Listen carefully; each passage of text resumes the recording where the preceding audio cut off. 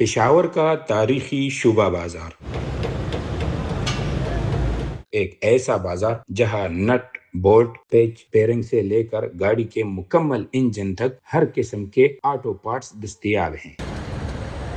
برسوں سے یہ بازار گاڑیوں کے پرزوں کی خرید و فروخت کا اہم مرکز چلا آ رہا ہے۔ صرف پشاور ہی نہیں بلکہ خیبر پختونخوا، قبائلی اضلاع، بلوچستان، پنجاب اور ملک کے دیگر علاقوں سے بھی لوگ اپنی گاڑیوں کے پرزے خریدنے کے لیے یہاں کا رخ کرتے ہیں۔ مکینک، ورکشاپ مالکان اور ڈیلرز کے لیے یہ بازار پہلی ترجیح سمجھا جاتا ہے۔ اور پارٹس بھی مل رہے ہیں، نئے سامان بھی مل رہے ہیں، خاص کر بجلی کا سامان، اوزار بھی مل رہے ہیں۔ اس کے علاوہ یہ ٹیر ہو گیا، نٹ ہو گیا، ویل فانا ہو گیا، گاڑیوں کا انجن ہو گیا، گیئر بکس ہو گئے، سارے سامان ادھر پہلے تورخم سے آ رہے تھے، ابھی اور جاپان کنٹینر یہ پنڈی میں کلیئر کر رہے، پنڈی کے بعد ادھر پشاور صوبہ بازار آتے ہیں۔ لوگ اس طرح پریشان ہیں، لیٹسٹ کی وجہ سے پریشان ہیں۔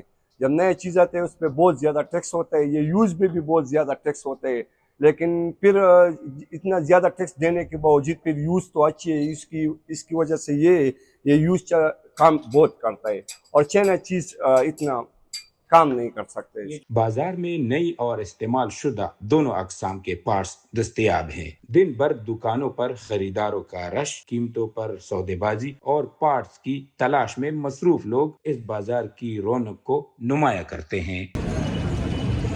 مشہور بازار ہے، اور لوگ کہہ رہے کہ یار ہم سپر بازار پہ جائیں گے، ادھر بازار سامان سستا مل جائے گا، اس کی وجہ سے سارا لوگ ادھر آ جائے گا۔